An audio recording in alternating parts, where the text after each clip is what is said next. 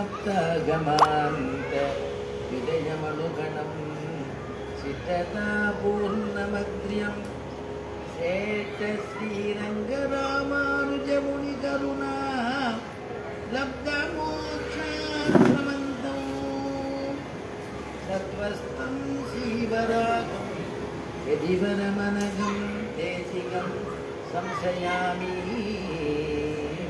वेदान्तलक्ष्मणमुनीन्द्रकृपार्थबोधं सत्पादयुग्मसरसीरुह भृङ्गराजमो दह्यन्तयुग्मकृतभूरिपरिश्रमन्तं श्रीरङ्गलक्ष्मणमुनिं शरणं प्रपद्ये श्रीमान् वेङ्कटनाथार्यः कवितार्किककेसरी वेदान्ताचार्यवर्यो मे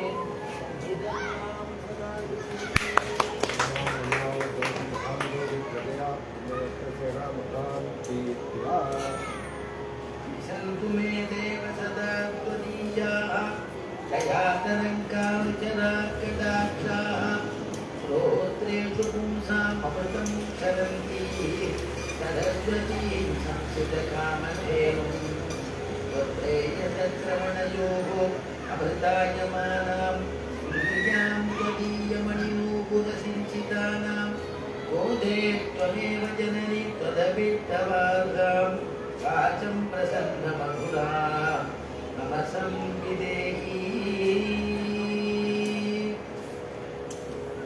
वन्दे वृन्दावनचरं वल्लभी जनवल्लभं जयन्ती सम्भवं धाम वैजयन्ती विभूषणं नीलातुङ्गस्तनगिरितटी शुद्धमुद्बोध्य कृष्णं पादाख्यं स्वं सुविशदशिरं सिद्धमध्यापयन्ति सोच्चिष्टायां सृजनिगणितं याबलात्कृत्य भुङ्क्ते गोदा तस्यै नमः भुजये वास्तु भूयः अन्नवयல் புதுவையாண்டாளரங்கற்கு பன்னே திருப்பாவை பல்பதியம் இசையால் பாடி கொடுத்தாள் நற்பாமாலை பூமாலை சூடி கொடுத்தாளை சொல்லு சூடி கொடுத்த சுடர் கொடியே தொல்பாவை பாடி அருள வல்ல பல்வளையாய் அடிநீ வேங்கடவர்க்கு என்னை விதி என்ற இம்மாற்றமும் நான் கடவா வண்ணமே நல்கு அசாத்திய சாதக சுவாமின் அசாத்தியம் தவ கிம்பத ராமதூத கிருபா சிந்தோ மத்காரியம் சாதய பிரபோ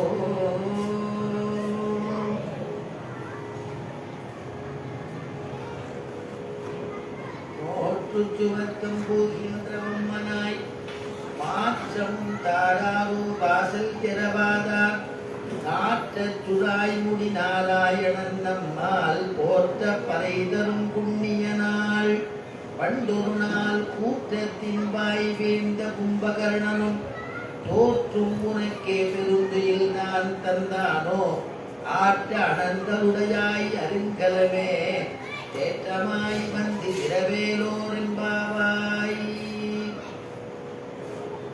சங்கத்தமிழ் மாலை அப்படின்னு சொல்லக்கூடிய திருப்பாவையில இன்றைய தினம் நமக்கு 10வது பாசுரத்தினுடையதான அனுபவம். ஆண்டாள் 6வது பாசுரத்திலேருந்து ஆரம்பிச்சு ஒவ்வொரு தோழிகளாக எழுப்புறார். பாகவத சுப்பிரபாதம் அப்படின்னு உரையாசிரியர்கள்லாம் அனுபவிக்கிற கிரமத்தில் நாம் அனுபவிச்சுட்டு வந்தோம்.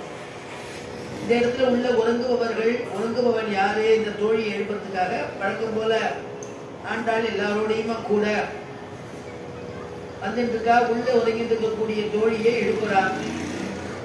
இந்த தோழியை பார்த்து இந்த பாசுரத்துல சம்போதனை பண்றது கூப்பிடுறது எப்படி அப்படின்னா அம்மனாய் அப்படின்னு கூப்பிடுறார். அம்மனாய்னா தலைவியேன்னு அர்த்தம், நிர்வாக கை அப்படின்னு அர்த்தம். நமக்கு பெருமாளுக்கு கூட அம்மானேன்னு சொல்றது திருவரங்கத்தம்மானே அப்படின்னா எல்லாருக்கும் தலைவனா இருக்கான் இல்லையா நம்பெருமான் ரங்கநாதன், அதனால அம்மானேன்னு சொல்றோமே. அந்த மாதிரி இங்க உள்ள தூங்கிட்டு இருக்கிறவள அம்மனாய் அப்படின்னு சொன்னா நிர்வாகிக்கையே நீ தூங்கலாமா நீ எழுந்திருக்க வேண்டாமான்னு கேட்கிறா. எப்பேற்பட்ட தோழியா இவள்? உள்ள படுத்திருக்கக்கூடிய இந்த பாகவதை எப்பேற்பட்டவளாம்? கிருஷ்ணன் வந்து மற்ற எல்லா தோழிகளையும் எப்படி பாடுபடுத்துவானோ அதுக்கு மேல கிருஷ்ணனை பாடுபடுத்தக்கூடிய ஒரு தோழியாக. அதனால உள்ள படுத்துட்டு இருக்காளாம். நிர்வாகியோ, எல்லாரையும் தலைவியா, எல்லாரோட தலைவியா இருக்கே, நீ முதல்ல எழுந்துக்க வேண்டாமா? பொழுது விடிஞ்சு கொடுத்தோன்னு எழுந்துக்க வேண்டாமா அப்படின்னு ஆரம்பிக்கிறார். ஆண்டாள் வழக்கம் போல கூப்பிடுறா. உள்ள இருக்கிறவ பொழுது விடிஞ்சு கொடுத்தா, அதுக்கு ஏதாவது அடையாளம் இருந்தா சொல்லு அப்படின்னு வழக்கம் போல கேட்கிறா. ஆண்டாள் சொல்றா, நீ என்ன பரம பாக்கியம் பண்ணினியோ தெரியல, சுவர்க்கத்துல இருக்கிற மாதிரி நீ வந்து உள்ள கிருஷ்ணனை நீ அனுபவம் பண்ணிட்டு இருக்க. உனக்கு இந்த பிராப்தம் வந்து நீ என்ன நோன்பு நோற்று இந்த உனக்கு சுவர்க்கம் கிடைச்சது அப்படின்னு ஆண்டாள் கேட்கிறா. நோற்று சுவர்க்கம் புகுகின்ற மனாய், நோற்று சுவர்க்கம் புகுகின்ற மனாய், மாற்றமும் தாராரோ வாசல் திகவாதார், மாற்றமும் தாராரோ வாசல் திகவாதார். நோற்று சுவர்க்கம் புகுகின்ற அம்மனாய். என்ன நோன்பு நோற்றியோ தெரியலையே, இப்படி ஒரு நோன்பு நோற்று கிருஷ்ணனை அனுபவிச்சுட்டு உள்ள சொர்க்கத்துல இருக்கிற மாதிரி இருக்கியே அப்படின்னு கேட்கிறான். ராமாயணத்துல சீதை ஒரு சொர்க்கம்னா எதுங்கிறது நமக்கு காமிக்கிறார். இந்த உள்ள உறங்கிட்டு இருக்கிற தோழியை பார்த்து ஆண்டாள் ஏன் சொர்க்கம்னு சொல்றாருன்னா, கண்ணன் எங்க இருக்கிறானோ கண்ணன் இருக்கக்கூடிய இடம் சொர்க்கம் அப்படின்னு ஆண்டாள் திருவுள்ளம். ராமாயணத்துல பார்த்தீங்கன்னா சீதையே சொல்றா. சீதை என்ன சொல்றா அப்படின்னா, ராமன் காட்டுக்கு போறதுன்னு தீர்மானம் ஆயிடுது. கைகேயி வரம் கேட்டுட்டா. சம்பராசுர யுத்தத்திலே எனக்கு 2 வரம் நீங்க தரணும்னு தரேன்னு சொன்னேளே, அந்த வரத்தை இப்ப கொடுங்கோன்னா. இப்பதான் வந்து பட்டாபிஷேகம்ங்கிறது பொழுது முடிஞ்சு ஆக போறது. அதுக்குள்ள கைகேயி பிடிவாத பிடிச்சி தசரதன்கிட்ட கேட்கிறா. அதெல்லாம் நம்ம அன்னைக்கே அனுபவிச்சோம். ஏயவரங்கள் 2 ஒன்றினால் என் செய் உலகாழ்வது, ஏயவரங்கள் 2 ஒன்றினால் என் செய் உலகாழ்வது, சீதை கேள்வன் ஒன்றாள் போய் வனமாழ்வது என புகன்று நின்றாள், தீயவை யாவையிலும் சிறந்த தீயாள், தீயவை யாவையிலும் சிறந்த தீயாள். கம்மனுக்கே பிடிக்கல போல. எப்பேற்பட்ட வரத்தை கேட்கிறாளே. தீய காரியங்களுக்கெல்லாம் ஒரு தீய செயல்கள்லாம் ஒரு சேர்ந்து ஒரு சொரூபம் எடுத்தா சமஷ்டி ரூபமா இருந்தா எப்படி இருக்குமோ அந்த மாதிரி இருக்காளாம் கைகேயி. தீயவை யாவையிலும் சிறந்த தீயாள், அதுவே ரொம்ப போற்றத்தக்கதான சிறந்தவள்னு, தீய காரியங்கள்ல சிறந்தவள்னு போற்றினா அவ எவ்வளவு பட்ட தீய காரியம் பண்ணவளா இருப்பா. அப்படிப்பட்டதான இவள் அப்படின்னு கம்பநாட்டு ஆழ்வானே அனுபவிக்கிறார். அதனால கைகையை கண்டு அவ்வளவு ஆத்திரமா இருக்கு. இப்படி ராமனை காட்டுக்கு அனுப்ப போறாளே. தசரதனுக்கு தப்பிக்கிறதுக்கு வேற வழி தெரியல. அவள் சொன்னபடி 2 வரணும் கொடுத்துட்டா, 1 வரத்தினால என்ன வேணும்னு கேட்டா வால்மீகி ராமாயணத்திலேயே அனுபவிக்கிறார். நப பஞ்ச வருஷாணி தண்டகாரண்யமாசிதா சீராஜின ஜடாதாரி ராமோ பவது தாபசஹ. நப பஞ்ச வருஷாணி 14 ஆண்டுகள் வரதுக்கு போகணும் ராமவீரா. சரி, பரதன் என்ன பண்ணணும்னா பரதனுக்கு முடிசூட்டணும், என்னுடைய பிள்ளை பரதனுக்கு முடிசூட்டணும் அப்படின்னு கேட்டுட்டா. ஆழி சூடு உலகமெல்லாம் பரதனேயாள நீ போய் தாழிரும் சடைகள் தாங்கி தாங்கரும் தவம் மேற்கொண்டு பூடி வெங்கானம் நன்னி புண்ணிய புனல்களாடி 7 ஆண்டில் வா என்று இயம்பினன் அரசன் என்றாள். தாற்பயம் கருத்தெல்லாம் அன்னைக்கே சொல்லிட்டேன். அதனால பாசுரம் மாத்திரம் சொல்லிட்டு போறேன். அப்படி ரெண்டு வரனால பரதனுக்கு முடிச்சு விட்டதுன்னு கேட்டுட்டா, ராமபிரான 14 வருஷம் மனத்துக்கு போகணும் அப்படின்னு கேட்டுட்டா, 2 வரங்களை கொடுக்கணும்னு கேட்டுட்டா. அப்ப தசரதன் துடிச்சு போறான். துடிச்சு போகும்பொழுது சொல்றாமா, நான் எல்லா நாடு சொத்து எல்லாமே நான் உன்ன இடத்துல கொடுத்துடுறேன். கைகையை பார்த்து சொல்றான், எல்லாத்தையும் கொடுத்துடுறேன், ராமனை மட்டும் நீ காட்டுக்கு போக சொல்லாத அப்படின்னு எல்லாம் சொல்றா. என் மகன் ஆழ்வான் நீ இனிது ஆழ்வாய், என் மகன் ஆழ்வான் நீ இனிது ஆழ்வாய், நிலமெல்லாம் உன்வசமே யான் தந்தேயே, என் மகன் என் கண் என் உயிர் எல்லா உயிர்கட்கும் நன்மகன், இந்த நாடு இரவாமை நல்கு என்றார். என்ன சொல்றான் தசரதன், அம்மா எல்லாத்தையும் நான் ஒரு இடத்துல கொடுத்துடுறேன், பரதனே ஆளட்டும், நின் மகன் ஆழ்வார், நீ வேணுனாலும் ஆண்டுக்கோ, உனக்கு ஆசையா இருந்தா நீ வேணாலும் ராஜ்யத்தை நீ ஆண்டுக்கோ, நீ இனிது ஆழ்வாய், எல்லா நிலம் புலந்து எல்லாத்தையும் கொடுத்துடுறேன், நிலமெல்லாம் யான் தந்தேயே, ஆனால் என் மகன் என் உயிர் எல்லா உயிர்களுக்கும், என் மகன் என் கண் என் உயிர்கிறார் தசரதன். என்னுடைய மகன் என்னுடைய கண்ணு போல, என் கண்ணை நீ பறிச்சுடாத, அவன் கண்மணி, என்னுடைய கண்மணியை நீ பறிச்சுடாத, என் மகன் என் கண் என் உயிர் எல்லா உயிர்களுக்கும் நன்மகன். அயோத்தியில் இருக்கக்கூடிய அத்தனை பிரஜைகளும் சேர்ந்து சம்மதத்தோட இச்சா மோகி மகாபாகும் ரகுவீரம் மகாபலம் கஜே நமகதாயாந்தம் ராமம் சத்ராவதானனம். அத்தனை மக்களும் சேர்த்து கேட்டாமா, அவனை யானை மேல அம்பாலியா வரக்கூடிய அழக பார்க்கணும், ராமனுக்கு முடிசூட்டணும்னு கேட்டாமா. அதனால யாராவது ஒத்த தப்பு சொல்லட்டும், என் குழந்தை ராமன் மேல நீ சொல்றது நான் ஒத்துக்கிறேன், எல்லா உயிர்களுக்கும் நண்பகன், எல்லா உயிர்களுக்கும் எல்லாருக்கும் பிரியமானவன் அந்த ராமன், இந்த நாடு அவனை இழந்துடக்கூடாதுமா, அவனை காட்டுக்கு அமுச்சுடாதுன்னு கதறலாம் தசரதன். கைகேயி கடைசி வரைக்கும் மனசை கல்லா வச்சுட்டா, எதுவும் பண்ணல. அப்புறம் சுமந்திரனை கூட்டு விடயத்தை சொல்றா, எல்லாத்தையும் அன்னைக்கு அனுபவிச்சுட்டோம். சுமந்திரன் சரி விட்டார். சுமந்திரன் கூப்பிட்டு சொல்லிட்டார், ராமன் இடத்துல, அப்பா உன்னுடைய அப்பா இப்படி சொல்றாருப்பா, அரசர் இயம்பினார், பாசுரம் சொன்னேன், அந்த பாசுரம் தான், ஆழிசூழ் உலகமெல்லாம் அப்படின்னு என்று இயம்பினார் அரசர் தான். குழந்தை உடனே ராமபிரான் சொல்றானா, அம்மா அப்பா அரசர் சொன்னான்னு சொல்றேளே, நீங்க சொன்னா கூட நான் கேட்பேன் சக்கரவர்த்தி திருமகன். என்னன்னு பரிசீலனை பண்ண பார்க்காம என்ன எது நல்லதா கெட்டதான்னு கூட நான் பார்க்க மாட்டேன். நீங்க சொன்னா கூட நுண்பணி மறுப்படும், உங்களுடைய பணினா நான் மறுத்துடுவேனாம்மா. அப்பா சொன்னா அரசர் சொன்னான்னு நீங்க சொல்றேனே, நுண்பணி மறுப்படும். என்னுடைய பின்னவன் பெற்ற செல்வம் அடியனே பெற்றதன்றோ அப்படின்னு கமலாட்டாழ்வார் அனுபவிக்கிறான். என்னுடைய பின்னவன் யாரு? பரதன். வரதாழ்வார் பெற்ற செல்வம் நான் பெற்ற செல்வம் போல ஆச்சு. அது எனக்கு என்ன, அது என்ன இருக்கு பொறாமையா, நான் உனக்கு செய்ய மாட்டேனா அப்படின்னு சக்கரவர்த்தி திருமகன் தாயார் இடத்துல கேட்கலாம். அப்புறம் விடை பெற்று காட்டுக்கு கிளம்பிடுறான். காட்டுக்கு கிளம்புறதுன்னு முடிவாயிடுத்து. சீதையின் இடத்துல சொல்லியாச்சு. சீதை ராமன் இடத்துல சொல்றா, என்னையும் அழைச்சின்னு போங்கோ, நானும் வருவேன் உங்களோட.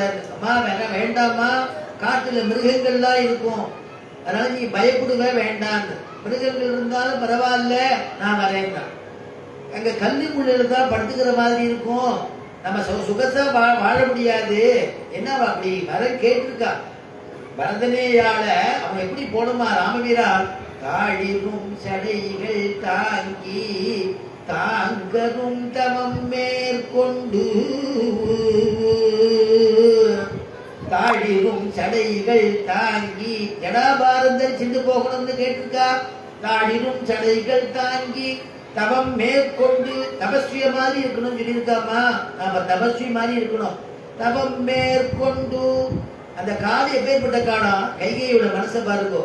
கூடி வெங்கானம் நன்னி புண்ணிய புனல்களாடி, கல்லும் முள்ளும் இருக்கக்கூடிய காடு ஒரே காட்டை தங்கிடக்கூடாதான், கிளீன் பண்ணிட்டு அங்கேயே இருக்கிறது படுத்துக்கிறது கூடாதான். அதனால காடு வனேன வனங்கத்துவாங்கிற வால்மீகி. அதனால காடு விட்டு காடு இப்படி மாறிண்டே இருக்கணுமா. வெங்கானம் நன்னி புண்ணிய நதிகள்லாம் பார்த்துட்டா ஸ்நானம் பண்ணணுமா. அதனால ஸ்நானம் பண்ணிட்டு அனுஷ்டானத்தோட இருக்கிறாளாம்.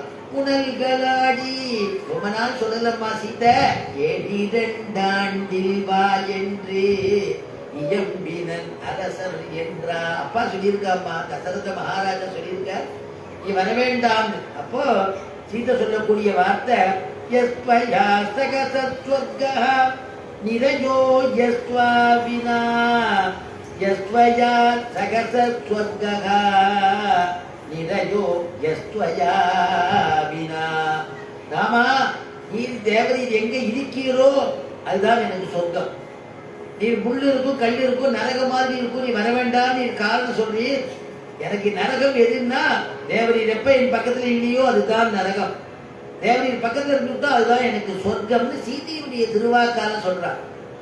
அதனால இங்க வந்து எது சொர்க்கம்னா பெருமாள் பக்கத்துல இருக்கிறது, அந்த இடத்துக்கு பெருமாள் பக்கத்துல இருந்துட்டா அந்த இடம் நமக்கு சொர்க்கம் அப்படிங்கறத சொல்றா. அதை வச்சுதான் இங்க ஆண்டாள் சொல்றா, அம்மா நீ என்ன பாக்கியம் பண்ண, சொர்க்கத்தை நீ அனுபவிக்கிற, அப்படிப்பட்டவள் நீ உள்ள உறங்கின்னு இருக்கியே அப்படின்னு கேட்கிறா. நோற்று சுபகம் ஊகின்ற அம்மனாய் தலைவியே அப்படின்னு கேட்கிறா.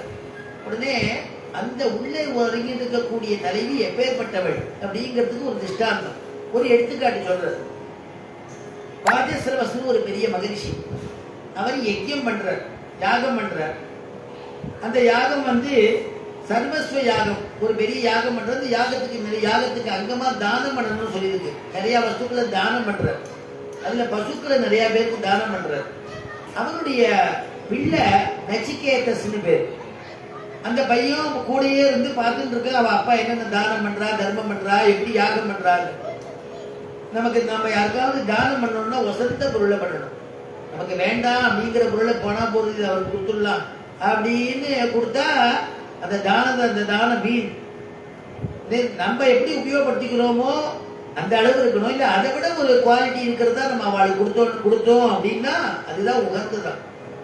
ஏன்னா தானத்தை பத்தி சொல்றதே தானோதக சமந்தானம் நத்வாதஸ்யா பரம் வ்ரதம், நானோதக சமந்தானம் நத்வாதஸ்யா பரம் வ்ரதம், ந காயத்ரியா பரோ மந்த்ரஹ ந மாதுஹ பரதெய்வதமோ. தானோதக சமந்தானம், தானத்திலே இது உயர்ந்ததுன்னா உதகதானம் அப்படிங்கிறது தான் சிறந்தது. நானோதக சமந்தானம், விரதம் நிறைய இருக்கே, எந்த விரதம் வசந்ததுன்னா துவாதசி விரதம் இருந்தா பெருமாளுக்கு விஷ்ணுக்கு பிரீத்திகரமான ஒரு விரதமா அது. அதனால துவாதசியா பரம்பிரதம், அதை விட ஒரு உயர்ந்த விரதம் கிடையாதுன்னுட்டா. என்னவோ மந்திரம், நான் என்னென்னவோ மந்திரம் ஜபிக்கிறேன், பெருமாள் உபாசனை பண்றேன்னாலும் காயத்ரி மூலதனமா வேணும். காயத்ரியா பரோ மந்திரா, அந்த காயத்ரி தான் மந்திரமாதான்னு சொல்லக்கூடியது. அந்த மந்திரத்தை நாம ஜபிச்சு அனுஷ்டானத்தை பண்ணதான் மிச்ச மந்திரங்கள், அந்த மந்திரங்களும் பெருமாள் நமக்கு அனுகிரகம் பண்ணுவார். ந காயத்ரியா பரோ மந்திரா ந மாதுகு பரதெய்வதம், அம்மாவை தெய்வமாக நினை. அம்மாவை விட்டுட்டு இன்னொரு தெய்வத்தை போய் நான் அந்த தெய்வத்துக்கு கொடுத்துருக்கேன், அன்னத்துக்கு கொடுத்துருக்கேன், பிரசாதத்துக்கு கொடுத்துருக்கேன், ஆத்துல இவளுக்கு சோறு போடணும் இல்லையோ, அம்மாவை காப்பாற்றணும். நான் மாத்துக்கு பரதெய்வதற்கு ஸ்லோகம். இப்படி உயர்ந்த வஸ்துக்களை தானம் பண்ணணும் அப்படிங்கிறது சாஸ்திரம் விதிக்கிறது. அப்படி விதிக்கும் பொழுது நச்சிகேதஸ் பார்க்கறான், அவ அப்பா வந்து பசுக்களை நிறைய தானம் பண்ற. ஆனா பசுக்கள்லாம் ரொம்ப கிழ பசுக்களா இருக்கு. அது இன்னொரு இடத்துக்கு போச்சுன்னா அது இன்னொரு குட்டி போடுமான்னு தெரியல, கண்ணுக்குட்டி போடுமான்னு தெரியல. அதனால கிழத்தன்மை உள்ள பசுக்களா இருக்கு. அப்பா அவ தடுத்து பார்த்தான், கேட்கல. உடனே அவன் நச்சிகேதஸுக்கு, சரி நீங்க எல்லாத்தையும் நீங்க எல்லா வஸ்துக்களையும் நீங்க தானம் பண்றீங்களே, என்ன யாருக்கு பண்ண போறேன், என்ன யாருக்காவது தானம் பண்ணுங்க, என்ன யாருக்கு பண்ண போறேன். அவருக்கா கோபம், நடுவில் குறுக்கிட்டு வந்து கேட்டுட்டே இருந்தான். உன்னை யமனுக்கு கொடுத்தேன் போதுட்டார். ரிஷி வார்த்தை, பிள்ளையா இருந்தாலும் ரிஷி வார்த்தை இல்லையா, படிச்சு கொடுத்தோம். பறிக்கிறதுக்கு முன்னாடி இவனும் ரிஷியுடைய பிள்ளைவும் தபஸ்வி, ஒருத்தர் சலைச்சவா இல்ல, அவர் தபஸ்வி நச்சிகேதஸ். தைரியமாவே யமலோகத்துக்கு போயிட்டார். யமலோகத்துக்கு போய் யமனிடத்துல பார்த்து பேசி இவனுடைய தேஜஸை பார்த்தோன்னு யமன் நடுங்குறான். உடனே அந்த மாதிரி என்னை உங்களுக்கு கொடுத்துட்டேன்னு சொல்லிட்டா நான் இங்க வந்துட்டேன், எனக்கு ஏதாவது சொல்லிக் கொடுங்கன்னு, போற இடத்துல எனக்கு ஏதாவது சொல்லிக் கொடுங்கன்னு யமதர்மராஜன்ட்ட பெருமாள் அடையக்கூடிய ஒரு பிரம்ம வித்தியை தெரிஞ்சுட்டான் நச்சிகேதஸ். யமனே நடுங்கி போனான். நச்சிகேதஸ் என்னிடத்துலயே வித்தியை கத்துக்கிட்டிய பின்னாடி அந்த வித்தியை கத்துட்டு அவன் திருப்பி சொல்லும் பொழுது யமதர்மராஜன் நடுக்கிறான். இப்பேற்பட்டதான ஒரு தபஸ்வியோட குமாரன் இவனே தபஸ்வியா இருக்கானே அப்படின்னு சொர்க்கத்துக்கு போறதுக்கு வழியையும் தெரிஞ்சு விட்டானோ யமதர்மராஜன். இவ்வளவு சாமர்த்தியம் உடையவன் எப்படி நச்சிகேதஸ்ங்கிற அந்த குழந்தை இருந்ததோ அதே போல இங்க உள்ளப்படுத்தி நிற்கக்கூடிய அவள் நிர்வாக கை தலைவி, அவள் அவ்வளவு பராக்கிரமம் உடையவளாம். அதுக்காக இங்க ஆண்டாள் இங்க சொல்லும் பொழுது எப்படி நீ தபஸ் பண்ணி எப்படி நீ நோன்பு நோட்டு இப்படி ஒரு சொர்க்கத்தை நீ அடைஞ்சியே, கண்ணன் ஒரு இடத்துலயே இருக்கானே அப்படின்னு கேட்கிறாளாம்.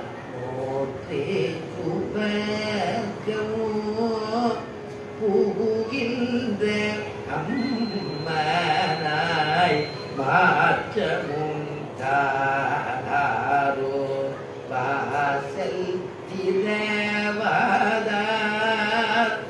உள்ளேருந்து நான் இவ்வளவு தூரம் சொல்லிட்டு இருக்கேன், வெளியிலேருந்து கூட்டிட்டு இருக்கேனேம்மா, நீ இந்த வாசலையா திறக்கல, உள்ளேருந்தாவது வாயாவது திறந்து பதில் சொல்லலாம் இல்லையோ? வாசலை தான் திறக்கலை, வாயை திறக்கலாகாதோ என்கிறாள். வாசலை தான் திறக்கல, வாயாவது திறந்து பதில் சொல்லலாமே. நான் உங்க பதிலுக்காக நான் காத்துட்டு இருக்கேன். கண்ணனை நாங்கள் உன்னிடம் கொடுத்து விட்டோம், பதிலாவது கூறக்கூடாதா? கண்ணனையே உங்கள்கிட்ட கொடுத்துட்டோமே, என் கண்ணனை அனுபவிச்சுட்டு இருக்கியே, நீ ஒரு பதில் சொல்லக்கூடாதா அப்படின்னு வெளியில இருக்கக்கூடிய ஆண்டாள் கேட்கிறான். உள்ள இருக்கிறவருக்கு கோபம் வந்துருக்கு நிர்வாகிக்கு. நான் கண்ணனை அனுபவிச்சுட்டு இருக்கேன் அப்படிங்கிறது நீ எதை வச்சு சொல்ற? ஏதாவது ஒரு ஆதாரம் இருக்கணும் இல்லையோ? நானே கிருஷ்ண சம்சேஷம், கிருஷ்ணனோட எப்ப சேருவோம்னு நான் ஏங்கிட்டு இருக்கேன். நான் கிருஷ்ணனை அனுபவிக்கிறேன்னு சொல்றியே, எதை வச்சுன்னு சொல்ற அப்படின்னு கேட்கிறான். பரவாயில்ல, நீ இப்பயாவது மாற்றம் தந்தியே, ஒரு வார்த்தையாவது பேசினியே. மாற்றமும் தாரோ வாசல் திரவாதார். எதை வச்சு சொல்றேன்னு கேட்ட பொழுது, நாற்ற துழாய் முடி நாராயணல் நம்மால், நாற்ற துழாய் முடி நாராயணல் நம்மால், நாற்ற துழாய் முடி நாராயணன் நம்மால். ஆண்டாள் சொன்னா, கண்ணன் இல்லைன்னு எப்படி சொல்றேன்? நான் இருக்கான்னு நான் சொல்றேன். என்ன, எனக்கு திருத்துழாய் வாசனை அடிக்கிறது, துளசி வீசுறது. துளசி வாசனை இருக்குன்னா உள்ள இருக்கான்னு அர்த்தம். அந்த துளசி வாசனை மறைக்கலாம் நினைச்சிட்டு இருக்காத, மறைக்க முடியாதுங்கிற ஆண்டாள். உரையாசிரியர்கள்லாம் ரொம்ப நல்லா அனுபவிக்கிறான். பொதுவாகவே விஷ்ணு இருக்கா அப்படிங்கிறதுக்கு அடையாளம் என்னன்னா, துளசி காணனம் எத்திர தத்திர சந்நிகிதோ ஹரிஹி அப்படின்னு வாக்கியம். துளசி எங்கெங்கெல்லாம் இருக்கோ அங்கெங்கெல்லாம் கண்ணனுடைய பெருமாளுடையதான அவனுடையதான அனுகிரகம் இருக்குன்னு அர்த்தம், பெருமாளுடைய சாநித்தியம் இருக்குன்னு அர்த்தம், பெருமாள் அங்க வாசம் பண்றான்னு அர்த்தம் இல்லையா? துளசி வனம்னே பேர் இல்லையா? உப்ளிப்ப கோயிலுக்கு துளசி வனம்னே பேர். உப்ளிப்பன் இருக்காருங்க, உப்ளிப்பன் இடத்துல துளசி உள்ள நுழையச்சே துளசி வாசனை அடிக்கிறது. நம்ம ஆழ்வார் அனுபவிக்கிறதே எக்கச்சக்கமா துளசி வாங்கிட்டு வராலும். ஒவ்வொரு இடத்துலையும் பெருமாள் மேல சாத்திரா, தோழி நெய் மேலும் நன்மார்பின் மேலும், தோழினை மேலும் நன்மார்பின் மேலும் சுடர் முடி மேலும், தாளினை மேலும் புனைந்த தன்னந்துடாய் உடையவம்மார்.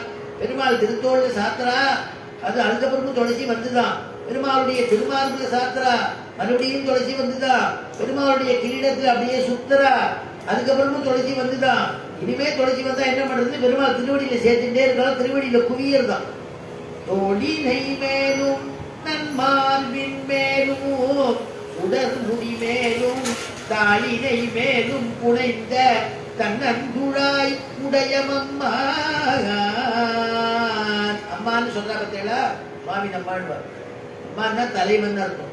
அம்மானே அம்மான் அப்படின்னா தலைவன் அர்த்தம். நிர்வாக கைன்னு அர்த்தம். இங்க நிர்வாககனா இருக்கிறதுனால ஒப்பிடியப்பனை நம்மாழ்வார்கிட்ட அனுபவிக்கிறார். வியாக்கியானத்துல அனுபவிக்கிறார். கண்ணன் இல்லேன்னு சொல்லாத துளசி வாசனையை உன்னால மறைக்க முடியாதுங்கிறார். கோயில் சாந்தை உன்னால் மறைக்க போமோ, பலாப்பழத்தை உள்ளே வைத்து மறைக்க போமோ, கண்ணனை உள்ளே வைத்து மறைக்க போமோ என்கிறாள். கோயில் சாந்துனா என்னன்னா, சாந்துனா சந்தனம், பெருமாளுக்கு திருமேனில் சாத்தக்கூடிய சந்தனம். அதனால சாந்தம் சாந்தம் தூபம் கொண்டுன்னு சொன்னார் இல்லையா ஆழ்வார். சாந்தம்னா சந்தனம், தூபம்னா தூபம் போடுறது புகை, தூபம் தீபம்னா உபச்சாரம் பண்றது பெருமாளுக்கு. அதனால சாந்தமா அந்த சாந்து, கோயில் சாந்துன்னா சந்தனம்னு அர்த்தம். நம்முடைய ரங்கநாதன் பரிமள ரங்கநாதன் பேரு. ரங்கநாதன் தூரத்தை எழுந்திருந்தாலே அந்த அந்த கந்தம் வீசுமா, சுகந்தம் வீசுமா. அதனால கோயில் சாந்து அப்படிங்கிறது மறைக்க போமா, மறைக்க முடியாது. உபயகாரர்கள் துளியோடு கொடுத்தா அப்படி கையில் அப்படி தடவிட்டோம்னா கம கம கம கமன்னு இருக்கும். சுவாமிகள்லாம் அப்படி மாறில் அப்படி தடவிட்டாருன்னா பக்கத்துல வச்சு சுகந்த வீசத்தை யாரோ வந்திருக்காளே அப்படி திரும்பி பார்த்தா கோயில் அர்ச்சகாலா இருப்பான், கோயில் கைகிரி மன்றவாளா இருப்பான். திருமேனியில சந்தனம் பரிமள ரங்கனோல்லியோ ரங்கன்டேன்னு வந்தவாளுக்கெல்லாம் அந்த வாசனையை அவ இழுத்துன்னு வந்துடுறா. வாசனையோட பரிமளிக்கிறது. ஏற்கனவே பாகவதால் கைகரிய பெருமாள்கிட்ட இன்னும் சுகந்தம் வீசர்தான். அதனால அப்படிப்பட்டதான கோயில் சார்ந்த மறைக்க முடியுமாமா? கோயில் சார்ந்தை மறைக்க போவோம், பலாப்பழத்தை உள்ளே வைத்து மறைக்க போமோ. பலாப்பழம் படிக்கலன்னு சொல்லிட்டு இருக்கலாம். பழுத்து கொடுத்துன்னா பக்கத்தாத்து மாமி வந்து பார்ப்போம், உங்க பலாப்பழம் இருக்கோ வாசனை அடிக்கிறது யாராவது கொடுத்தாலும் கிராமத்திலேருந்து கொண்டு வந்தேடா என்ன மாமி அப்படின்னா மறுநாள் அவளுக்கு ஒரு 10 சொல்ல கொடுத்துருந்தாங்க. அதனால பலாப்பழத்தை உள்ளே வைத்து மறைக்க போவோம். பலாப்பழத்தை மறைச்சு நாமளே பெருமாளுக்கு அபிஷேகம் சாப்பிடலாம் அப்படின்னா மறைக்க முடியாது. அதுவும் வாசனை குபீர்னு வெளியில வந்துடும். அதே மாதிரி கண்ணனை உள்ளே வைத்து மறைக்க போமோ என்கிறாள். கண்ணனை உள்ள வச்சு மறைக்க முடியுமா? என்ன அவனுக்கு கண்ணன் உள்ள இருந்தா துளசி வாசனை வருமே, அதான் மறைக்க முடியாது அப்படிங்கிறான். ஆண்டாள் சுவாமி நம்மாழ்வாரை வந்து பராங்குச நாயகின்னு சொல்றோம். திருமங்கை ஆழ்வாரை வந்து பரகால நாயகின்னு சொல்றோம். நாயிகா பாவத்துல பெருமாளை அனுபவிக்கிறார். ரங்கநாதனிடத்துல நம்மாழ்வார் பராங்குச நாயகியோட அம்மா சொல்றா, என்னுடைய குழந்தை உன்னையே நினைச்சிட்டு இருக்கே, உன்னுடைய வாசனையே முகர்ந்துட்டு இருக்கே, நீ என்ன பதில் சொல்ல போற? கங்குலும் பகலும் கண்டுயில் அறியாள், கண்ணநீர் கைகளால் இறைக்கும். கங்குலும் பகலும் கண்டுயில் அறியாள், கண்ணநீர் கைகளால் இறைக்கும். சங்கு சக்கரங்கள் என்று கை கூப்பும் தாமரை கண்ணென்றே தளரும். எங்கனே தரிக்கே முன்னை விட்டென்னுமோ, இரணிலம் கைதொடாவிருக்கும் செங்கையல் பாய் நீர் திருவரங்கத்தாய். செங்கையல் பாய் நீர், செங்கையல் பாய் நீர் திருவரங்கத்தாய், இவள் திருத்தியன் செய்கின்றாயே. கங்குலும் பகலும் கண்டுயில் அறியாள், கங்குலும் கண்டுயில் அறியாள், பகலும் கண்டுயில் அறியாள், கங்குலும் பகலும் கண்டுயில் அறியாள். என்னுடைய குழந்தை உன்னை சேவிச்சுட்டு வந்ததுலேருந்து ரங்கநாதா, என்னுடைய குழந்தை தூங்க மாட்டேங்கிறதேப்பா, பகல்லையும் தூங்க மாட்டேங்கிறது, இரவும் தூங்க மாட்டேங்கிறது. இந்த குழந்தை பெண் குழந்தை உன்னையே நினைச்சிட்டு இருக்கு. கண்டு இல்லறியாள் கண்ணநீர், நினைச்சு கண்ணீர் மல்கிறதுமா. கண்ணிலேருந்து ஜலம் தாரதாரியா கீழே விழுறது. அதை ஒரு துணியால துடைக்கலாம்னு கூட இல்லையா. கைகளால் இறைக்கும், கைகளால வாங்கி வாங்கி இறைக்கிற மாதிரி இருக்கு. கண்ணநீர் கைகளால் இறைக்கும். சரி, நம்பெருமானுடைய சங்கு சக்கரம்னு சொல்லிட்டு அப்படியே மயங்கி பெறாளாம். சங்கு சக்கரங்கள் என்று கை கூப்பும். சங்கு சக்கரத்தோடு இருக்கிற பெருமாளை சேவிச்சுட்டு வந்தியா, ஆழியோட ஆழி ஒன்று ஏந்தி இருக்கக்கூடிய பெருமாளை சேவிச்சு வந்தியான்னா சங்கு சக்கரம்னா கை கூப்புறாளாம். அவ்வளவு பெருமாள்கிட்ட நம்பெருமாள்கிட்ட ஈடுபாடாம். சங்கு சக்கரங்கள் என்று கை கூப்பும் தாமரை கண்ணென்றே தளரும். தாமரை கண்ணு சொல்லிட்டாக்கா அப்படியே தளர்ந்து போயிடுறாளாம். உன்னுடைய தாமரை கண்ணை சேவிச்சியோ நம்பெருமாளை அப்படின்னா தளர்ந்து போயிடுறாளாம். தாமரை கண்ணென்றே தளரும் எங்கனே தரிக்கேன் உன்னை விட்டென்னுமோ இருநிலம் கைதொடாதிருக்கும் செங்கையல் பாய் நீ திருவரங்கத்தாய் இவள் திறத்தியன் செய்கின்றாயே. அப்பா, செங்கையல் பாய் நீர் ஆச்சரியமா காவிரி சூழ அரங்கத்துல படுத்திருக்கியே, என்னுடைய பெண்ணின் பால் நீ என்ன நினைச்சிட்டு இருக்க? உன்னை விட்டு அவ இருக்க மாட்டேன், உயிர் தெரிக்க மாட்டேன்னு சொல்றா, என்ன பதில் சொல்றேன்னு கேட்கிறான். அவ்வளவு பராமரிச நாயகி. பரகால நாயகியில பரகால நாயகியுடைய ஒரு தோழி, இந்த தோழியினுடைய அம்மா பரகால நாயகிய அவளுடைய தோழியின் இடத்துல கேட்கிறா, ஏமா நீ உன்னுடைய ஃப்ரெண்டு உன்னுடைய தோழி ரொம்ப சந்தோஷமா இருக்காளே, என்ன விசேஷம்னு கேட்கிறா. உடனே அந்த தோழி சொல்றா, இது தெரியாதோ உங்களுக்கு மாமி, அவ ஏன் நீ தெரியுமா சந்தோஷமா இருக்கா? கண்ணன் வந்துட்டு போயிருக்கான் சந்தோஷமா இருக்காங்க. உடனே இவ சொன்னானா, கண்ணன் வந்துட்டு போனது எப்படி தெரியும் அப்படின்னு கேட்டாலும் அந்த மாமி, உனக்கு எப்படி தெரியும்னு, கதவு வேற சாத்தியிருக்கு எப்படி தெரியும்னாலும், துளசி வாசனை அடிக்கிறதே மாமி, இது தெரியாதா எனக்கு, கண்ணன் உள்ள இருக்காருனாலும். ஏன்னா கண்ணன் இருக்கிற இடமெல்லாம் துளசி வாசனை அடிக்குமா. ஆச்சரியமான இந்த பாசுரம் திருநாகைங்கிற திவ்யதேசம் சௌந்தரராஜ பெருமாளை திருமங்கையாழ்வார் அனுபவிக்கிறது. பம்ப விழும் துடாய் மேல் துடாய் மாலை தோல் மேல், பம்ப விழும் துடாய் மாலை தோல் மேல் கையென ஆழியும் சங்குமேந்தி நம்பர் நம் இல்லம் புகுந்து நின்றார் நாகரிகர் பெரிதும் இளையர்.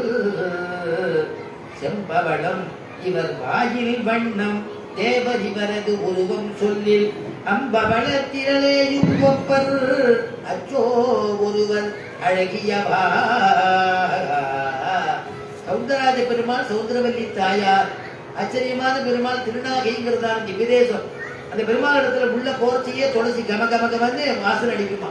பம்ப விடும் பெருமாள் அப்படி பம்ப விடும்னா வம்புன்னா வாசனைன்னு அர்த்தம். நமக்கு ஒருத்தர் கூட வம்பு போடுறதா அந்த வம்பு இல்லை, வம்புன்னா வாசனைன்னு அர்த்தம். வம்பு அவிழும்னா அந்த வாசனை அவிழ்ந்து அப்படியே பரவர்தான்.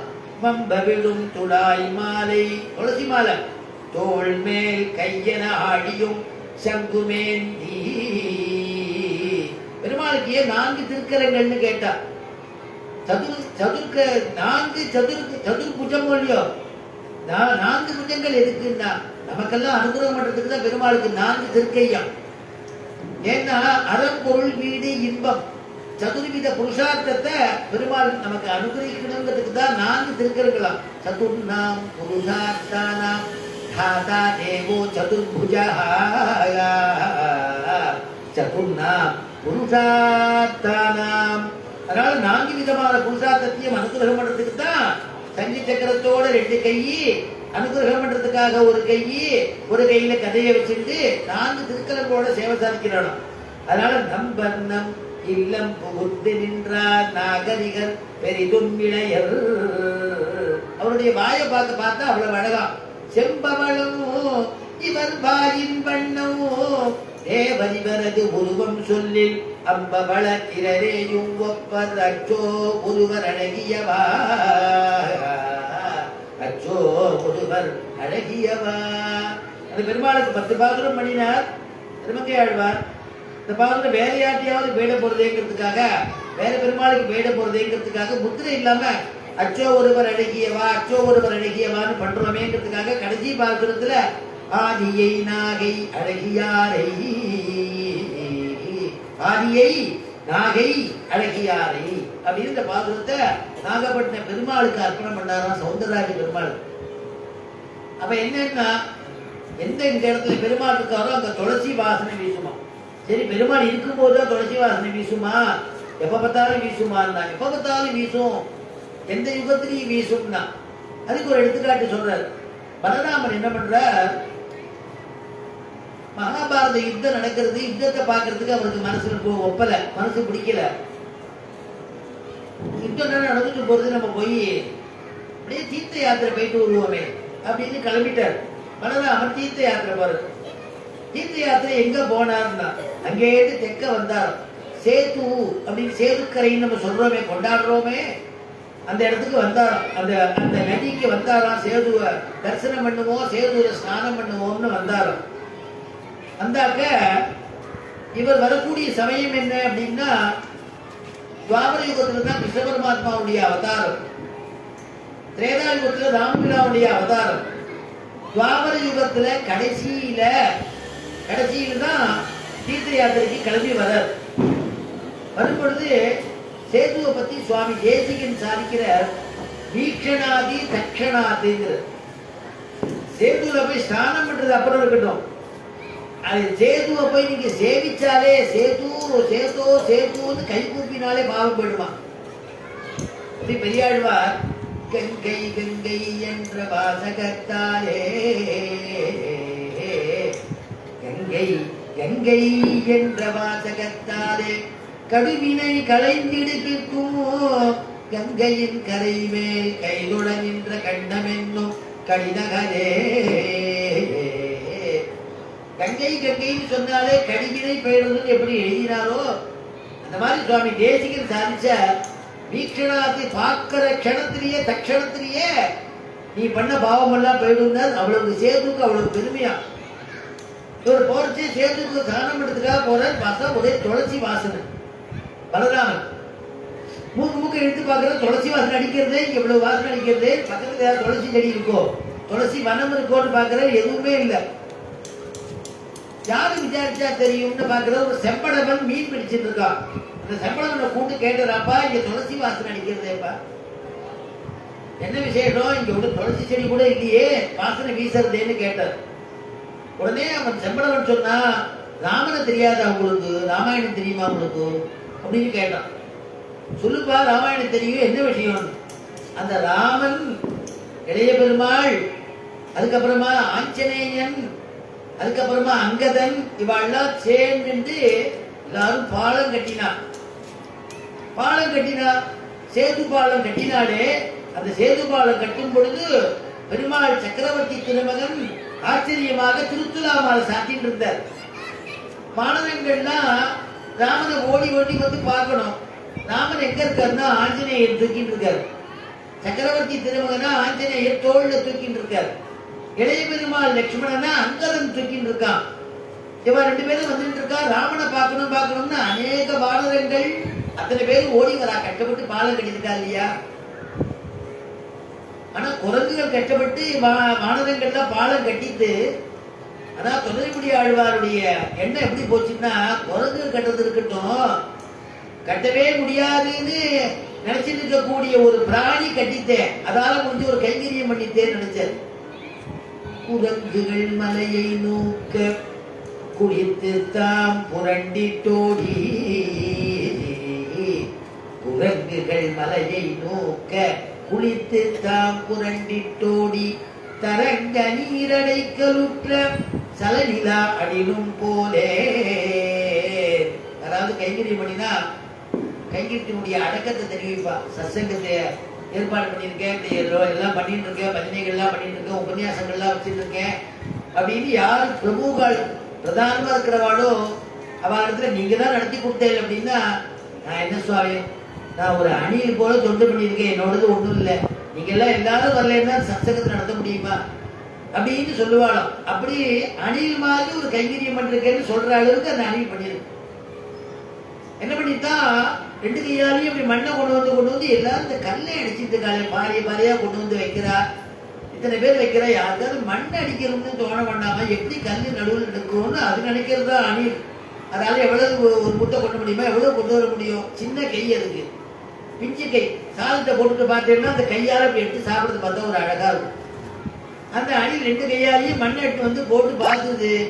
இந்த மண்ணை போட்டு இனிமேல் நம்ம எத்தனை இப்படி போடுறதுன்னு ராமர் அங்கேருந்து கவனிக்கிறார். இளைய பெருமாள் ராமர்லாம் இத்தனை காலையும் சிக்கிக்காம இப்படி அப்படி ஓடி பிரிட்டு இப்படி ஓடி போய் கைங்கரியம் பண்றதே அழகா கைங்கரியம் பண்றது.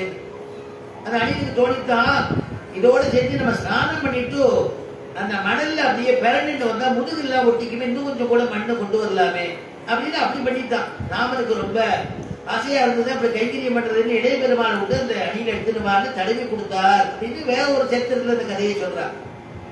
ஆழ்வார் இங்க சொல்ற, இப்படி ஒரு கைங்கரியம் பண்ணி எப்படியோ அந்த சேதுபாலை எப்படி கட்டி முடிச்சதுன்னா, அணியினுடைய கைங்கரியத்தினால சேதுபாலை கட்டியாச்சு அப்படின்னு சொல்லும்படியா சேதுபாலை அமைச்சு கட்டினா இல்லையா. அப்ப அந்த குரங்கு வானதாதிகள்லாம் ராமனை சேவிக்கிறதும் முண்டி முண்டி ராமனோட அப்படி பார்க்கணும்னு எட்டி எட்டி வரும் பொழுது அந்த திருத்துலா மாலை ஈசிட்டு வரும் பொழுது அந்த மாலையிலேருந்து உதிர்ந்ததான அந்த திருத்துலா அது உங்களுக்கு வாசனை அடிக்கிறதுனாலும் இது நடந்தது திரேதாயுகம். இவரோ துவாபர யுகம் கிருஷ்ணாவதாரம் பண்ணியாச்சு, யுத்தம் நடந்துட்டு இருக்கு. பலராமன் துவாபர யுகத்துல கடைசியில வரா, கடைசியில தீர்த்த யாத்திரை வரார் பலராமன். அவர் இடத்துல இப்படி சொல்றாரு அப்படின்னா அந்த துளசி எத்தனை யுகமானாலும் 100 குழிக்கு போகாதுன்னு வியாக்கியானத்தில் எழுதினான். துளசி வாசனை 100 குழி குடிச்சாலும் துளசி வாசனை போகாதா, அப்படிப்பட்டதான துளசி வாசனையா. துளசி வாசனையை பத்தி அவ்வளவு விசேஷமா சொல்றார். ருக்மிணி பிராட்டி கிருஷ்ணனை காணலையே, கிருஷ்ணனை தான் கல்யாணம் பண்ணிக்கணும், இந்த சிசுபாலனுக்கு கல்யாணம் பண்ணி வச்சுட போறாளே அப்படின்னு லெட்டர் எழுதி அனுப்புறா. ஒரு 7 ஸ்லோகத்தை எழுதி அனுப்புறா. கிருஷ்ணா, நீ என்னை வந்து அழைச்சிட்டு போ, ஒன்ன இடத்துலயே நான் மனசை பறி கொடுத்துட்டேன். குணான் புவன சுந்தர சிம்பதாந்தே நிர்விஷ்ய கர்ண விவரைஹி கரதோங்கதாபமோ ரூபம் த்ரிசாம் த்ரிசிமதாம் அகிலார்த்தலாபம் ரூபம் த்ரிசாம் த்ரிசிமதாம் அகிலார்த்தலாபம் त्वयि अच्युता विशदि चित्तमपत्रपं मे रूपं दृशां दृशिमताम् अखिलार्थलाभं त्वयि अच्युता विशदि चित्तमपत्रपं मे. அப்பா புவன சுந்தரான்னு கூட்டா, அன்னைக்கு அதெல்லாம் அனுபவிச்சாச்சு, அன்னைக்கு வந்தவளுக்கு தெரியும். அதனால புவன சுந்தரான்னு கிருஷ்ணனை கூட்டி 7 ஸ்லோகத்தை எழுதினான். 7 ஸ்லோகத்தை எழுதிட்டு அடுத்த ஸ்லோகத்தை சொல்றா, உனக்கு சமமான ஒரு அழகு, சமமான ஒரு வித்தை, சமமான ஒரு யோகிதை இருக்கக்கூடிய எந்த பெண் தான் கிருஷ்ணா உன்னை விரும்ப மாட்டா.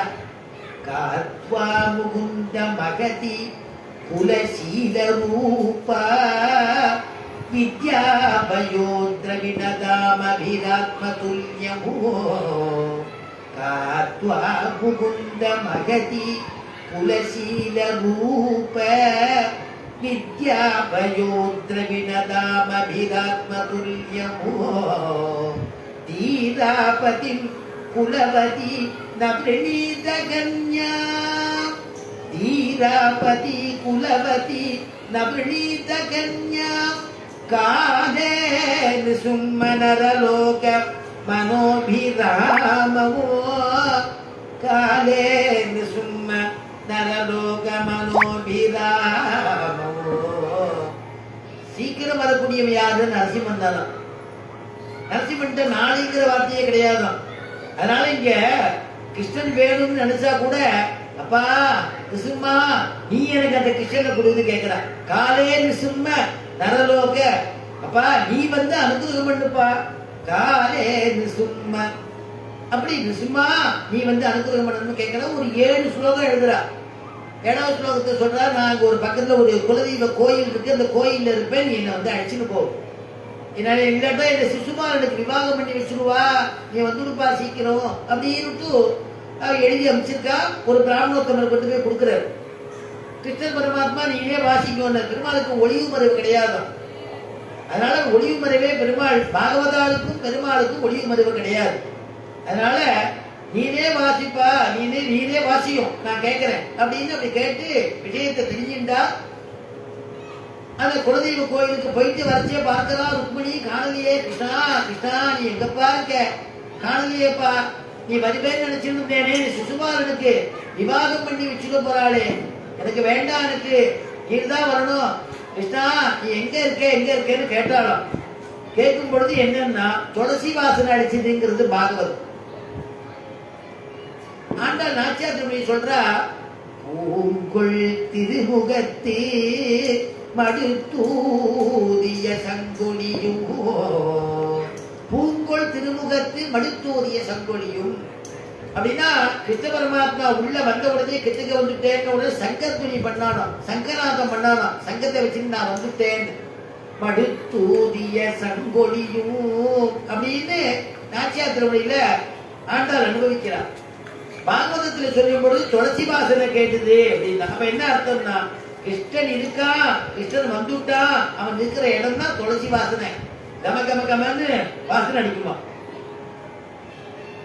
நம்முடைய நம்பெருமாளை ஒரு சமயத்துல முகமதியர்கள்லாம் படையெடுக்கும் பொழுது நம்பெருமாளை தேடின்னு வந்தா நம்பெருமாளை ஸ்ரீ வைஷ்ணவாள் எழுந்தருளை பண்ணிட்டு திருவாராதனை பண்ணிட்டு சில காலம் சில வருஷ காலம் வெளியில இருந்தார். அந்த பெருமாள் ரொம்ப காலமாச்சு, இங்க ஒரு தனியா ஒரு ஸ்ரீ வைஷ்ணவாள் என்ன பண்ணா, பெருமாள் இல்லாம நம்ம இருக்க முடியாதுன்னு புதுசா ஒரு நம்பெருமாளை பிரதிஷ்டை பண்ணி திருவாராதனங்கள்லாம் பண்ணிட்டு உற்சவாதிகள்லாம் கொண்டாடிட்டு இருந்தார். இப்படியே யாத்திரை போன பெருமாள் அந்த ஸ்ரீ வைஷ்ணவாள் பிள்ளை லோகாச்சாரியார் சுவாமி தேசிகன் போன்றவாள்லாம் அந்த பெருமாளை காப்பாத்துறதுக்கு அவ்வளவு பாடுபட்டிருக்கா. அந்த பெருமாள் திருப்பி யாத்திரை முடிச்சுட்டு எழுத்துறார். பார்த்தா நமக்கு முன்னாடி ஒரு புது பெருமாள் இருக்காருன்னு பாக்குறாரு. நம்பெருமாள் இவாளை வச்சு கொண்டாடிட்டு இருக்காரு. இந்த ஸ்ரீ வைஷ்ணவாள் சொல்றார், இது இந்த ரங்கநாதருடைய கோயில் தான், இது இவர் தான் பழைய பிராச்சீன பெருமாள். எப்பேற்பட்ட தெரியுமே பெருமாள் தெரியுமா, பிரம்மதேவன் ஆராதிச்ச பெருமாள் இந்த மூர்த்தி. சுவாமி தேசிகன் ஒரே பாசுரத்தினால சொல்றார், ஆகாத வருளமுதம் பொதிந்த கோயில் அம்புயத்தோன் அயோத்தி மன்னர் கழித்த கோயில், தோராத தனி வீரன் தொழுத கோயில், துணையான வீடனர்க்கு துணையாங்கோயில், சேராத பயனெல்லாம் சேர்க்கும் கோயில், செடிமறையின் முதலெடுத்து சேர்ந்த கோயில், தீராத வினையனைத்தும் தீர்க்கும் கோயில், திரு அரங்கம் என திகழும் கோயில் தானே. ஆராத அருளமுதம், இந்த பெருமாள் தான் பழைய பெருமாள். அருளமுதம் பொதிந்த பெருமாள், அனுகிரகம் பண்ணக்கூடிய பெருமாள் நம்பெருமாள். ஆராத அருளமுதம் பொதிந்த கோயில் அம்புயத்தோன் சதுர்முக பெருமாள் ஆராதிச்ச பெருமாள். அயோத்தி மன்னருக்கு இக்ஷுவாக்கு கொடுத்த பெருமாள். தோராத தனிவீரன் தொழுத பெருமாள். ராமனே தொழுதுதான பெருமாள். சகபத்யா விசாலாக்ஷ்யா நாராயணம் உபாகமதே. ராமனும் சீதையும் பெருமாளுக்கு திருவாரூரத்தை கைங்கரியம் பண்ணுவாளாம். பக்கத்துல 2 பேர் சேர்ந்து பண்ணுவாளாம். அயோத்தியில இருக்கச்சே. அப்புறம் அயோத்தியில இருந்து இங்க வந்துட்டார் பெருமாள். விபீஷனுக்கு துணையாக இருந்த பெருமாள். கேட்கறதெல்லாம் கொடுக்கக்கூடிய பெருமாள். வேத பரிமளம் வீசக்கூடிய பெருமாள். இவர்தான் பழைய பெருமாள் அப்படிங்கிறாளா அந்த ஸ்ரீ வைஷ்ணவாள்லாம். 2 பேருக்கும் புது பெருமாளுக்கும் பழைய பெருமாள் கோஷ்டிக்கும் ஒரு போட்டி வந்துட உடனே அங்க எல்லாம் மந்திராலோசனை பண்ணி ஒரு தீர்மானம் பண்ணா, பழைய பெருமாள் யாருன்னு கண்டுபிடிச்சிருவோம் அப்படின்னு பார்த்தா, இந்த ரங்கநாதையும் ஏழை பண்ணுங்கோ, அந்த ரங்கநாதையும் ஏழை பண்ணுங்கோ அப்படின்னு பார்த்துட்டு என்ன முடிவு பண்ணான்னா, இதே ஊர்ல ஒரு வண்ணான் இருந்தா 100 வயசுக்கு மேல. அந்த வண்ணான் அழைச்சின்னு வாங்குவார். அழைச்சின்னு வந்தா அவருக்கு கண்ணே தெரியல. கண் தெரியாத பெருமாளை பார்த்து என்னன்னு சொல்லுவார். அப்ப கூட அவர் சொல்றார், அந்த வண்ணான் சொல்றார், கண் தெரியாம இருந்தா கூட பெருமாளுடைய வாசனையை வச்சு நான் கண்டுபிடிப்பேன் சுவாமி. புதுசா 2 வஸ்திரம் வாங்கி பெருமாளுக்கு சாத்தி திருமஞ்சனம் பண்ணிட்டு எனக்கு அந்த திருமஞ்சன வஸ்திரத்தை என் இடத்துல கொடுக்கும், நான் சொல்லிவிடுறேன். ஆச்சரியமா பெருமாளுக்கு பருவத்தில் திருமஞ்சன மாதிரி, ஏகாதசி திருமஞ்சன மாதிரி ஆச்சரியமா திருமஞ்சனம் நடந்தது. 2 வஸ்திரத்தையும் அவருடைய கையில கொடுக்கிறார். பழைய நம்பெருமாள் வஸ்திரத்தை அப்படி முகர்ந்து பார்த்த உடனேயே, ஆகா இதுதான் நம்பெருமாள், இதுதான் நம்பெருமாள் கண்ணீர் மல்க சொன்னாராம். அப்படி என்ன வாசனை வந்ததுன்னா, துளசி வாசனை வந்ததுன்னா. பெருமாள் இருக்கிற இடமெல்லாம் துளசி இல்லாம இருக்காரு.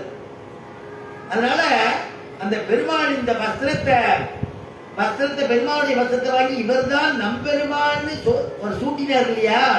அந்த ரங்கநாதன் இனிமே நம்பெருமாள்னே எனக்கு பேரு கொண்டு விட்டாராம்.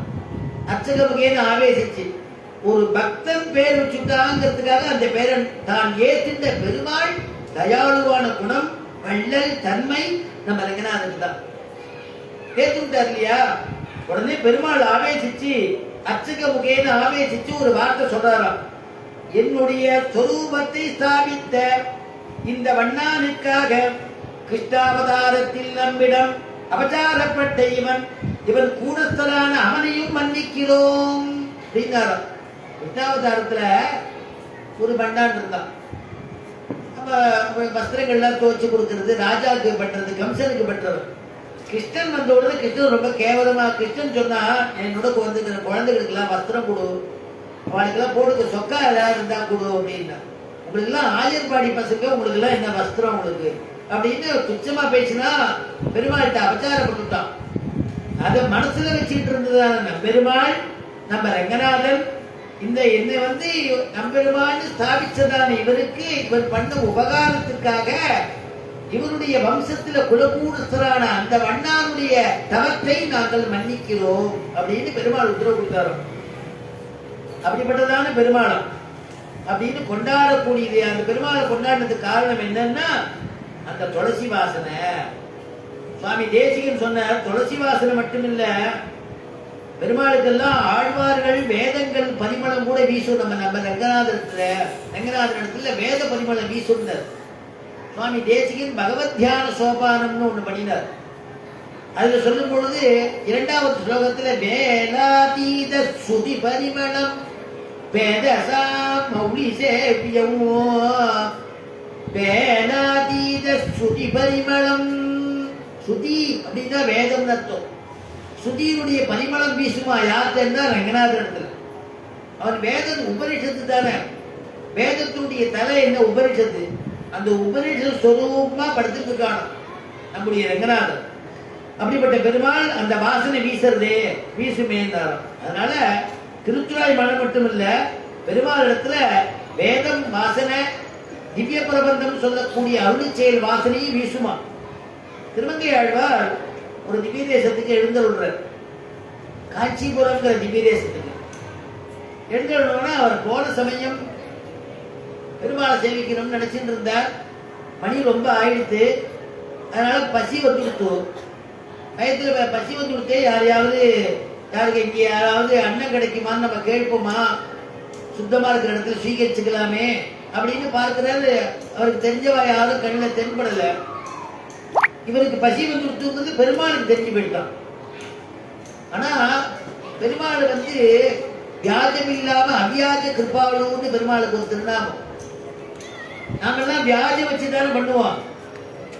நம்ம ஒரு உபநயனம் இருக்கு வரையலா அப்படின்னா செய்வோம். நம்ம சீமன் நடந்தது. அப்ப அவ என்ன பண்ணினா அவாத்து உபநயனத்துக்கு நம்ம என்ன பண்ணாலும் ஞாபகம் வச்சு அந்த மாதிரி பண்ணுவோம். இல்ல அவ ஒரு உபகாரம் பண்ணா பிரதி உபகாரம் பண்ணுவோம் அப்படின்னு நம்ம எதிர்பார்த்து பண்ணுவோம் இல்லையா. பெருமாள் எதிர்பார்க்கவே மாட்டாராம். அவன் என்ன பண்ணுவான் என்ன செய்வான்னு எதிர்பார்க்க மாட்டாராம். வியாஜம் இல்லாத அவ்வியாஜ கிருபாளு அப்படிப்பட்டவன் எம்பெருமான். அதனால இவருடைய திருவங்கை ஆழ்வாருடைய பசிக்கிறது, தன் குழந்தைக்கு பசிக்கிறது யாருக்கு தெரியும்? தாய்க்கு தானே தெரியும். தாயா இருக்கக்கூடிய பெருமாளுக்கு தெரிஞ்சது. பெருமாள் உடனே தயிர் சாதத்தை ஒரு பிராமணோத்தமர் வேஷத்துல சீவைஷ்ணவர் வேஷத்துல ஒரு தயிர் பிரசாதத்தை மூடி கொண்டு தீர்த்தத்தோட கொண்டு அவரிடத்துல கொடுத்தார். திருவங்கை ஆழ்வார் சுவீகரிச்சுட்டார், வாங்கி வச்சுட்டார். அப்புறம் தான் சுவீகரிச்சுக்க போறாரு. ஏன்னா வந்தவர் யாருன்னு தெரிஞ்சுக்கணும் இல்லையா. தேவரீர் யாரு? தேவரீர் பார்த்தா எனக்கு இன்னாலும் எனக்கு தெரியலையே, தேவரி வந்திருக்கிறது யாருன்னு சொல்ல முடியுமான்னு கேட்கிறார் பெருமாளை பார்த்து. வெந்திரர் வீரரில் வீரரொப்ப வேத முறைத்து இமையோர் வணங்குவோர் செந்தமிழ் பாடுவார் தாம் வணங்கும் தேவரிவதுகுள் தெரிக்க மாட்டேன். குரலுருவாய் மாவலி வேள்வியில் குரலுருவாய் நிமிர்ந்து மாவழி வேள்வியில் மண்டலந்த அந்தனர் போன்று இவரார்கள் என்ன அட்டபுஜகரத்தேன் என்றாரே. வெந்திரர் வீரரில் வீரரொப்பார். உங்களை பார்த்தா இன்னான்னு தெரியல, ஆனாலும் உங்களுக்கு என்னன்னா உங்கள்கிட்ட எனக்கு வேத பரிமளம் வீசுறது. வேதத்தினுடைய வேதத்தை நீங்க நிறைய சிரவணம் பண்ணி தேவர்கள் நித்தியசூரிகள்ல வேதம் சொல்றாங்க இல்லையா வைகுண்டத்துல. அதனால நீங்க வைகுண்ட பதியோடு தோன்றது, அங்கேருந்து வந்திருக்கேளோடு தோன்றது. அதனால இந்த வேத பரிமளம் உங்களுக்கு இருக்கிறது தெரியறது, இந்த வாசனை வீசுறது. அது மட்டும் இல்லாம அருளி செயல்னால எல்லாரையும் நீங்க அனுகிரகம் பண்ணிருக்கு. அருளி செயல் நிறைய திருச்செவி சாத்திரி பேர் போல இருக்கு. அருளி செயல் வாசனையும் வீசுறது. எனக்கு ஏன்னா இன்னான்னு புரிஞ்சுக்க முடியலையே. ஒருவேளை மகாபலியின் இடத்துல வாமனாவதாரம் பண்ணி யாசகமா கேட்டு வந்தீரோ அந்த பெருமாளா நீர்? பெருமாள் மாதிரி தோன்றதே நீர் யாருன்னு கேட்டாராம். உடனே பெருமாள் சொன்னாரா, அவ்வளவு சீக்கிரம் சொல்லிடுவாரா? அந்த ரூபத்துல வந்திருக்காரு. கரெக்டா கண்டுபிடிச்சுட்ட. நான் யாருன்னா அட்டபயகரத்தேன். காஞ்சிபுரத்துல அட்டபயகரம்னு ஒரு திவிதேசம். பெருமாளுக்கு 8 புயம், 8 புஜம், 8 புஜத்தோட நான் அனுகிரகம் பண்ணக்கூடிய பெருமாள். ஆச்சரியமான காஞ்சிபுரத்தை சுத்தி அவ்வளவு திவ்யதேசம் இருக்கு. ஒரு முறை போட்டா ஒரு 2 நாள் 3 நாள் அங்க தங்கி இருந்து சேவிக்கிற மாதிரி இருக்கும். வரதன் வரவாளுக்கெல்லாம் அனுகிரகம் பண்ணக்கூடிய வரதன், கேட்டது தரக்கூடிய வரதன். வரம் ததாதீதி வரதஹான்னு சொல்றது. எது கட்டாலும் தரக்கூடிய வரதராஜ பெருமாள் எழுந்து இருக்கார் இல்லையா? ராமானுஜ தீர்த்த கைங்கரியம் பண்ண பெருமாள். இந்த கதையெல்லாம் மேற்கொண்டு சொல்ல போறேன். தினம் வந்தாதான் அதெல்லாம் கேட்க முடியும். நிறைய சரித்திரங்கள் இருக்கு. பெருமாள் நிறைய கொடுக்கிறார். நிறைய நம்ம தினம் வந்திருந்தா, சத்சங்கத்துக்கு வந்திருந்தா எல்லாம் புதுசு புதுசா கேட்கலாம். பெருமாள் அனுகிரகம் பண்ணுவார். அப்படிப்பட்டதான் அந்த பெருமாள் சொல்றார், அட்டபயகரம். நான் வந்திருக்கிறது அட்டபயகரத்து பெருமாள் அப்படின்னாராம். அதனால பெருமாளுக்கு துளசி நறுமணம் மாத்திரம் இல்ல, வேதத்தினுடைய வாசனை பெருமாளுக்கு உண்டு. அருளிச்சியினுடைய பரிமளமும் வீசும் பெருமாளுக்கு. அதனால இந்த துளசி வாசனை கேட்க எனக்கு நுகர முடியறதே. நீ கண்ணனோடு நீ அனுபவிச்சுட்டு இருக்க, சொர்க்கத்தில் இருக்கிற மாதிரி நீ இருக்கியேம்மா, கண்ணனை நீ மட்டும் அனுபவிச்சுட்டு இருக்கியே அப்படின்னு கேட்கிறா. உள்ள இருக்கிறவ சொல்றா, நீ இந்த துளசி வாசனை வச்சு கண்டுபிடிக்கலையா? நான் அவனோட போகத்தை அனுபவிக்க நினைச்சுட்டு இருக்க. நான் கதவெல்லாம் சாத்தி வச்சிருக்கேனே, அந்த கண்ணன் எப்படி உள்ள வர முடியும்னு கேட்கிறாளா உள்ள இருக்கிறவன். நான் போகத்தை அனுபவிச்சுட்டு இருக்கேன், கண்ணனோட இருக்கேன்னு சொல்றியேம்மா. நான் வியாக்கியானத்தில் எழுதுறா, நாராயணனுக்கு வாசல் வேண்டுமோ என்கிறாள். நாராயணனுக்கு வாசல் வேணுமா? நாளைக்கு வரேன் அப்படின்னா நானா எழுந்து அங்க போய் அதுக்கு நான் போனாதான் நான் போக முடியும். பெருமாளுக்கு பிரத்யக்ஷம் தானே, ஆவிர்பாவம் தானே. நினைச்ச க்ஷணத்துல அங்க அவதரிக்கிறான் இல்லையா? உடனேயே பெருமாள் அவதரிச்சிருவான் இல்லையா? அதனால நாராயணனுக்கு வாசல் வேண்டுமோ என்கிறாள். ஏன்னா அதுக்கு காரணம் சர்வவியாபி. சர்வவியாபி அப்படின்னா எங்கும் வியாபிச்சிருக்கிறவன். கிளம்பி ஒரு இடத்துல சேர்ந்து அப்புறம் தோன்றவன் கிடையாது. உடனே பட்டுன்னு இங்க மறைவான், அங்க தோன்றுவான். அப்படிப்பட்டவன் தான் பெருமாள். அப்படி ஆறாமுதன மங்களாசாசனம் பண்ண போனதான சுவாமி நம்மாழ்வார் வாரா வருவாய் வாரா அருவாயினர். பெருமாள் உருவாயும் இருப்பான், அருவாயும் இருப்பார், தூணிலும் இருப்பான், துரும்பிலும் இருப்பார். சொல்றாரு இல்லையா? ஆணவமில்லாத அன்பரின் ஹிருதயத்தில், ஆணவமில்லாத அன்பரின் ஹிருதயத்தில் காணப்படும் கருணை கடலாகிய கண்ணல். காணப்படும் கருணை கடலாகிய கண்ணல். துணிலும் இருப்பான், துரும்பிலும் இருப்பான், உதிரத்தை பரிகசிப்பான் நாராயணல். எள்ளுக்குள் எண்ணெய் போல். எள்ளுல எண்ணெய் சொல்ல முடியுமா? அதை எப்படி சொல்ல முடியாதோ அந்த மாதிரி பகவான் இங்க இல்லைன்னு சொல்ல முடியாது.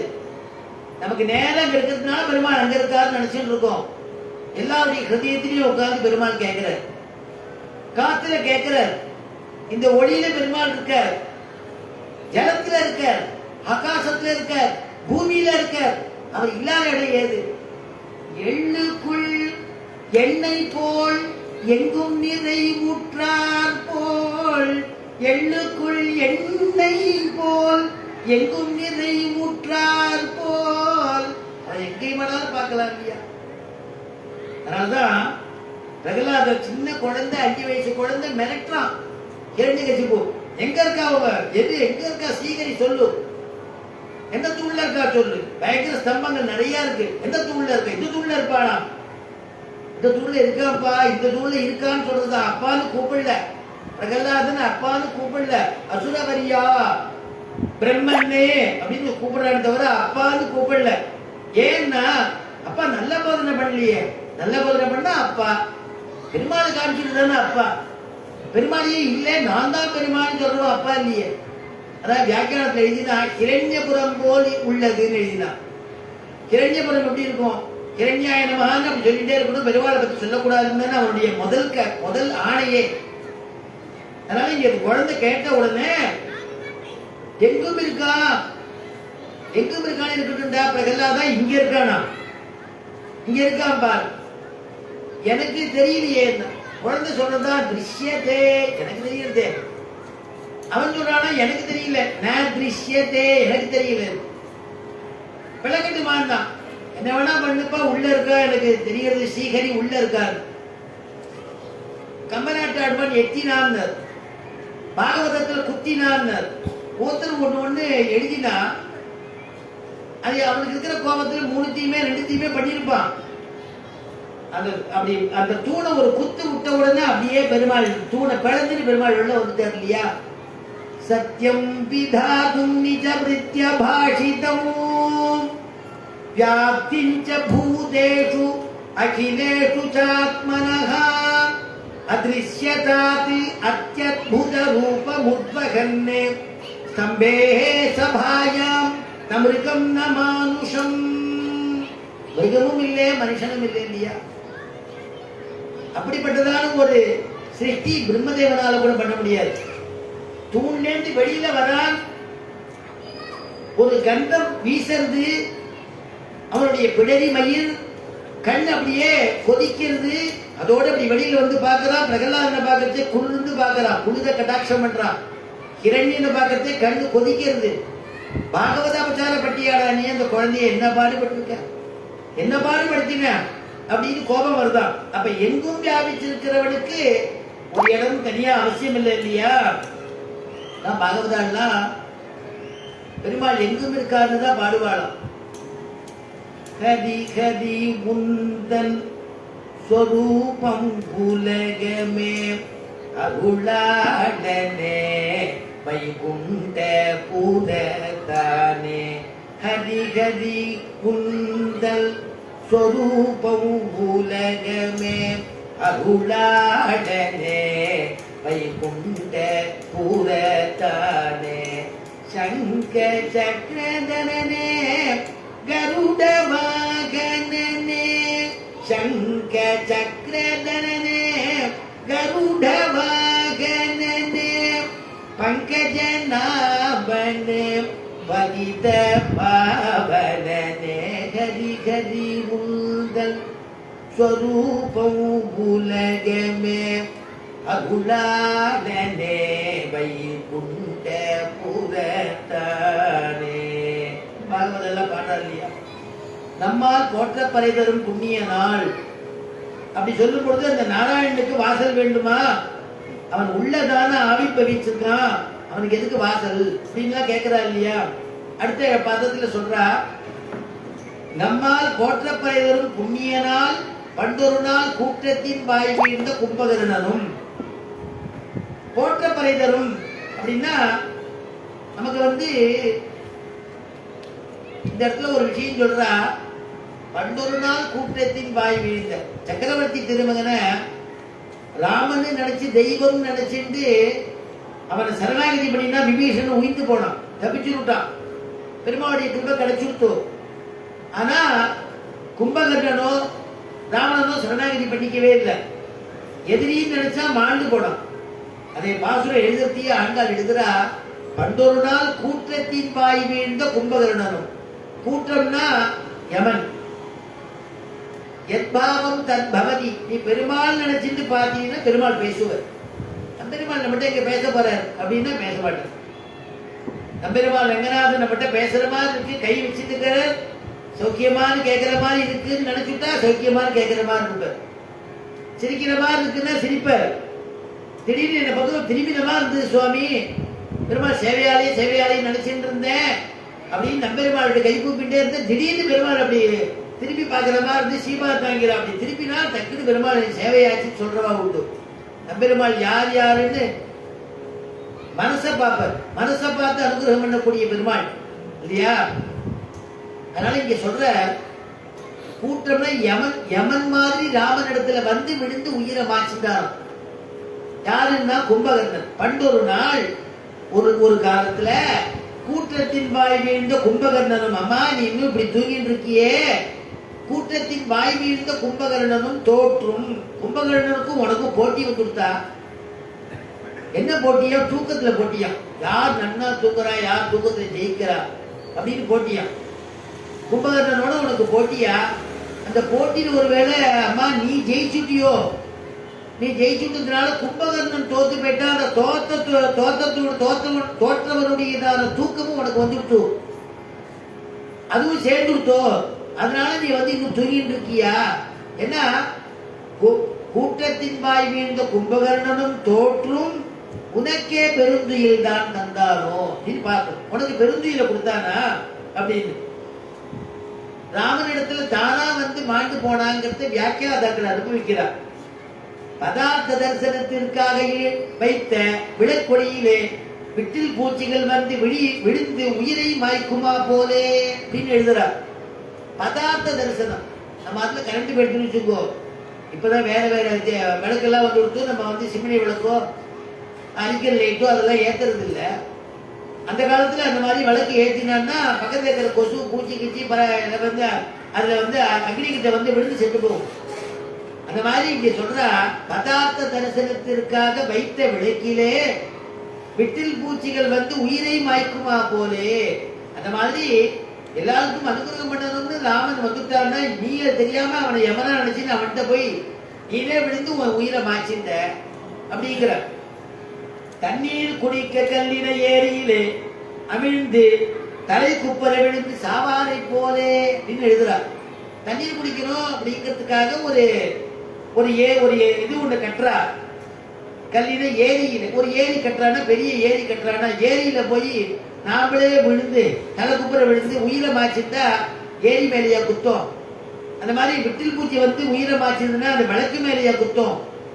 அந்த மாதிரி ராமன் மேல குத்தமில்லை அப்படின்னு வியாக்கியாதாக்கள் அனுபவிக்கிறார்.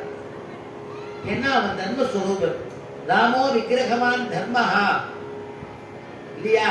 ராமன் வந்து தர்மஸ்வரூபம். அதைத்தான் தொன்னிலப்படி ஆழ்வார் தமிழ்ல அறம் சுவராகி நின்ற அரங்கனாருக்கு ஆட்செய்யாதேன்னு எழுதினர். இவர் சம்ஸ்கிருதத்துல இருக்க தமிழ்ல அறமே சுவரா இருக்கக்கூடியவர். ரிபூணாம் அபி வத்சலஹா அப்படின்னு வால்மீகி ஸ்லோகம். எதிரிகளை கூட ராமன் வந்து கண்மணியே அப்படின்னு கொண்டாடுபவனம். அவ்வளவு கிருபாளுவம். கருணா காபுஸ்தன். அவன் அப்படி பண்ணுவா, கருணா காபுஸ்தன். அதனாலதான் ராமன் இடத்துல தோஷம் கிடையாதுங்கிறார். கும்பகர்ணன் தோற்றும் உனக்கே பெருந்துயில் தான் தந்தானோ. இங்க சொல்ற உன்னுடைய கும்பகர்ணனுடைய துயில் உன்னுடைய துயிலோ பெருந்துயில் தான். வியாக்கியானத்தில் எழுதுறா கும்பகர்ணன் தூங்கினா அது கூட துயில் தான். ஏன்னா ஒரு பெண்ணை பெருமாளிடமிருந்து பிரித்தது. ஆனால் உன்னுடைய பெருந்துயிலோ 5 லட்சம் கோடி பெண்களை பெருமாளிடமிருந்து பிரித்தது. அதனால உன்னுடைய துயில் பெருந்துயில் அப்படின்னு அனுபவிக்கிறார். தோற்று உனக்கே பெருந்துயில் தான் தந்தாலும் கும்பகர்ணனுக்கு ஏன் அப்படி தூங்கிட்டே இருந்தான்னா, கும்பகர்ணனுக்கு என்னன்னா அவெல்லாம் வந்து உடம்புல வலிமை இருந்தா கூட தபஸ் பண்ணி பெருமாள்கிட்ட வரத்தை கேட்டுப்பா.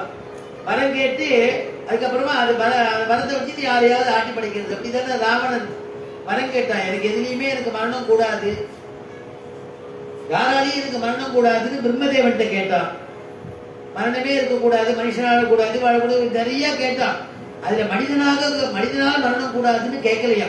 அதனால தேவர்கள் சொன்னா இவன் கேட்கும் போது மனிதர்களாக மரணம் கூடாதுன்னு கேட்கல, மனிதர்கள் அல்பமா நினைச்சான். அதனால தசரனுடைய குமாரனாக நீ பிறந்து இவனை வந்து சம்ஹாரம் பண்ணணும்னு தேவர்கள் வந்து பெருமாள் இடத்துல பிரார்த்திச்சிருந்தார். ராமன் இடத்துல, சீமன் நாராயணன் இடத்துல அவர் அஸ்வமேத யாகம் பண்ணும் பொழுது பெருமாள் எழுந்தொழினார். அப்ப பிரார்த்திச்சிருந்தாலும் தேவர்கள்லாம், இந்திராதி தேவதைகள்லாம். அதனால அவதாரம் பண்றான் இல்லையா. அந்த மாதிரி கும்பகர்ணன் பிரம்மாவை குறிச்சு தபஸ் பண்ணாலும். சரி, என்ன வரம் கேட்கறதுக்காக தபஸ் பண்ணா அப்படின்னா நித்தியத்துவம்னு கேட்கணும்னு அவனுக்கு ஆசை. நித்தியமா இருக்கணும், சாகாவரம்னு சொல்றோம் இல்லையா. நித்தியமா சாஸ்வதமா இருக்கணும். அந்த வரன் இப்படியாவது பிரம்மதேவன் சேர்த்து வாக்கிடணும்னு கடுமையான தபஸ். பிரம்மதேவன் பிரத்யட்சமாயிட்டார். என்னப்பா வேணும்னா சரஸ்வதி யோஜனை பண்ணா இவன் வந்து நினைச்சபடி வரத்தை கேட்டு அவரும் கொடுத்துடுவார்.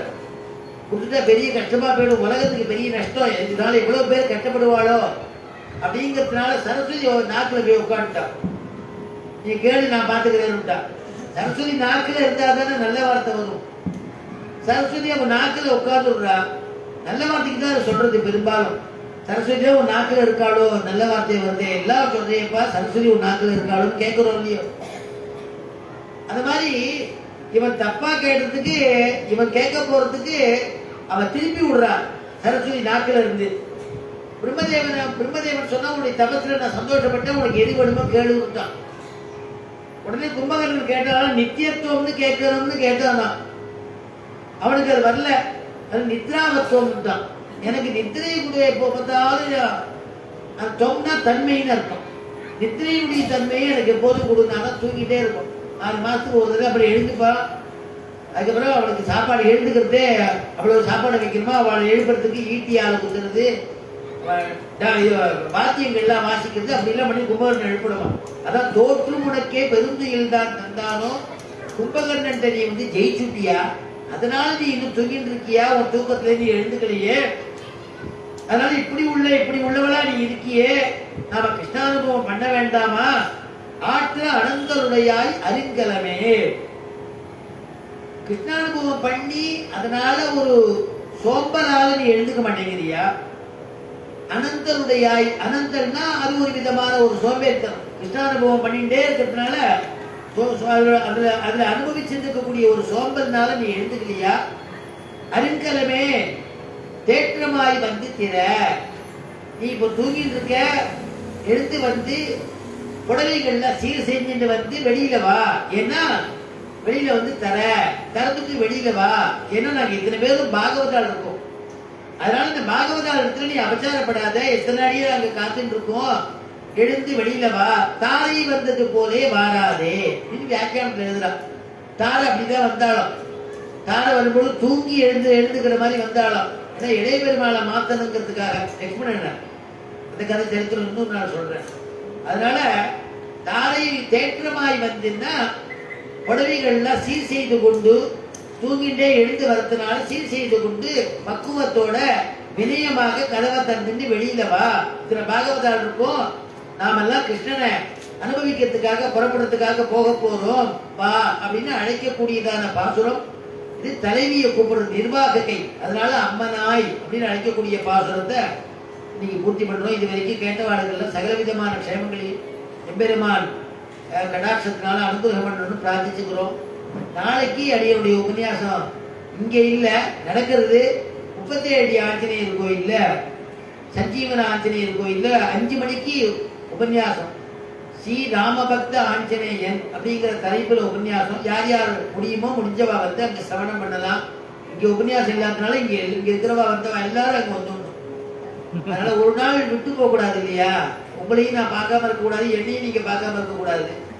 எந்த சம்பந்தத்தினால்னா பகவத் குணங்கிற சம்பந்தத்தினால, வேற சம்பந்தம் வேண்டாம். சத்சங்கம்ங்கிற சம்பந்தத்தினால நம்ம சந்திப்போம்.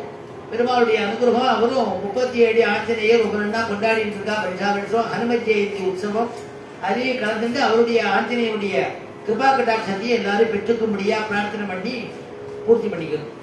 நன்மையும் செல்வமும் நாடும் நல்குமே, தின்மையும் பாவமும் சிதைந்து தேயுமே, சென்மமும் மரணமும் இன்றி தீருமே, இம்மையே ராமா என்ற 2 எழுத்தினால் மங்களம் கோசலேந்திராய மகனீய குணாந்தயே சக்கரவர்த்தி தனூஜாய சார்வபௌமாய மங்களம் ஸ்ரீமத் ஜெய் விஷ்ணு சித்தாரிய மனோநந்தன கேதவே நந்தநந்தன சுந்தரியை கோதாயை நித்யமங்களம். யஸ்மாதேவ மயா சர்வம் சாஸ்திரமக்ராஹினான்யதா தஸ்மை வெங்கடநாதாய மம நாதாய மங்களம். ஸ்வஸ்தி பிரஜாभ्यः பரிபாலயந்தாம் ஞாயேன மார்கேன மகீஷாः கோப்ராஹ்மணேभ्यः சுமமஸ்து நித்யம். லோகாः சமஸ்தாः சுகினோ பவந்து.